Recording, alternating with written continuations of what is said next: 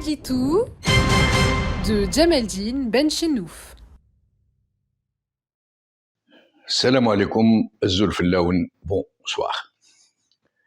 Un événement d'une extrême gravité, un événement politique, vient de se dérouler sous les yeux de tous les Algériens, au sens propre de l'expression, et c'est le cas de le dire, puisque le dit événement a été relayé sur les ondes de la télévision publique algérienne à une heure de grande écoute.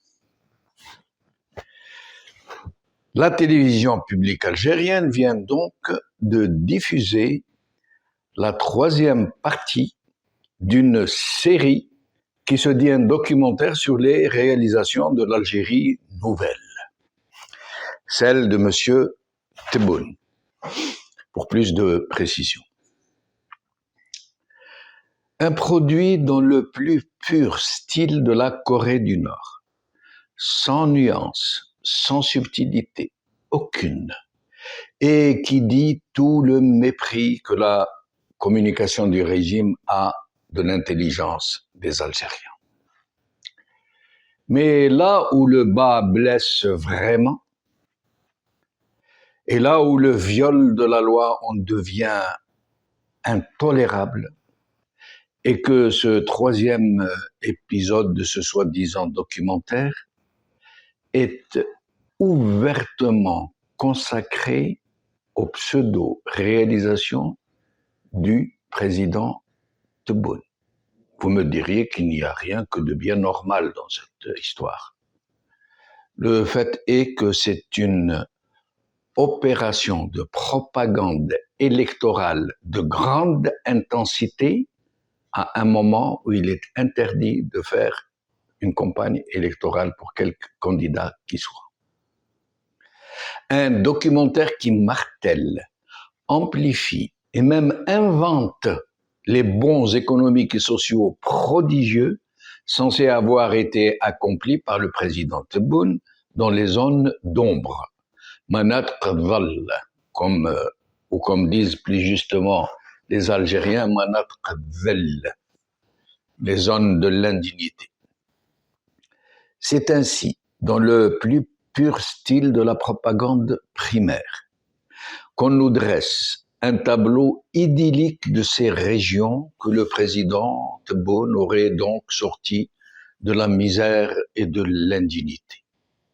Pire encore, le documentaire ne dit pas que nombre de ces réalisations, dont on ne nous montre que le côté pimpant, avaient été lancées et partiellement réalisées sous la précédente présidence, celle d'Abdelaziz Bouteflika Birama. L'intention de faire mousser la candidature du président sortant est d'une grossière évidence. Mais le pire, dans cette initiative, aussi illégale qu'elle est trompeuse, et qu'elle a été transmise par la télévision algérienne. Et pire que cela, par une télévision algérienne qui ne l'a ni réalisée, ni encore moins produite. Alors, selon vous, par qui donc, et dans ce cas, cette série aurait été produite? Vous donnez votre langue au chat? Alors tenez-vous bien, elle a été réalisée et produite, cette série de documentaires, en autonomie complète et avec des moyens financiers qui sont restés très secrets par la direction de l'information et de la communication de l'état-major de l'armée nationale populaire, l'ANP. Et peut-être aussi faut-il rajouter, en guise de rab, que dans son dernier numéro, la revue El Jish a été presque totalement consacrée à la propagande électorale du déjà réélu, vous vous en doutez, n'est-ce pas, président Abdelmajid Tebboune, ministre de la Défense, chef suprême des armées, etc., etc. Vous me diriez sans doute que cette violation de la loi par l'état-major de l'armée est dans l'ordre des choses, après tout, puisque un coup d'État ne consiste pas seulement à prendre le pouvoir, mais surtout à le garder et par tous les moyens. Bien. Sur un plan purement légal, faisant comme si nous étions dans une république qui respecte ses propres lois. Voici ce que prévoit la loi, notamment l'ordonnance prise par Tebboune lui-même, l'ordonnance 2101 du 26 Rajab 1442 correspondant au 10 mars 2021, portant loi organique relative au régime électoral. Alors je cite l'article 73, mais je vous demande de bien écouter, mes chers amis. Alinéa 1er, à l'exception du cas prévu à l'alinéa 3 de l'article 95 de la Constitution, la campagne électorale est déclarée ouverte 23 jours avant la date du scrutin. Elle s'achève 3 jours avant la date du scrutin. Elle ne peut pas avoir lieu, la campagne électorale, donc, avant d'être proclamée ouverte. Article 74. Nul ne peut, par quelque moyen et sous quelque forme que ce soit, nul ne peut, par quelque moyen et sous quelque forme que ce soit, faire campagne en dehors de la période prévue à l'article 73 ci-dessus. Article 77. Tout candidat aux élections locales, législatives ou présidentielles bénéficie d'un accès équitable aux médias audiovisuels autorisés en application de la législation et de la réglementation en vigueur. Article 83.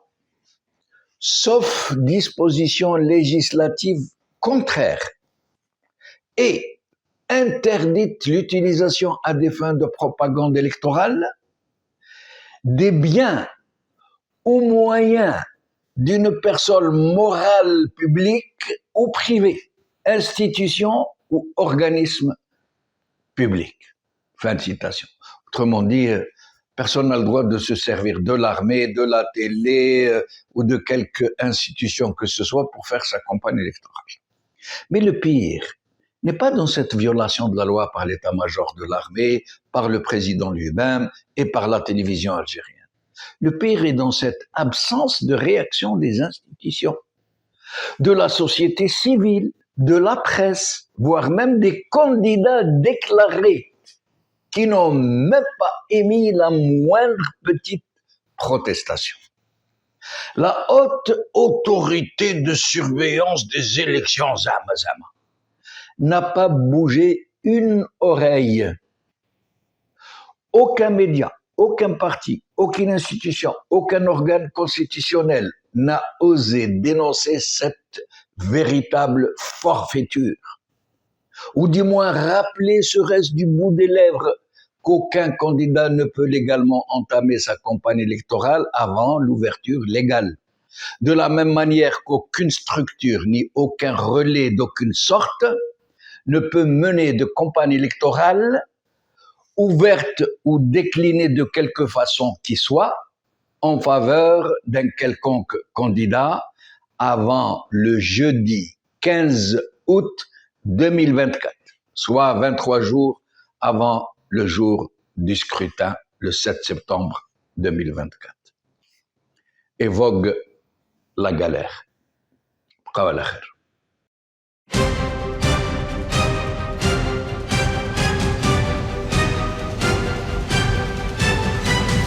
L'édito de Djemeldine Benchenouf.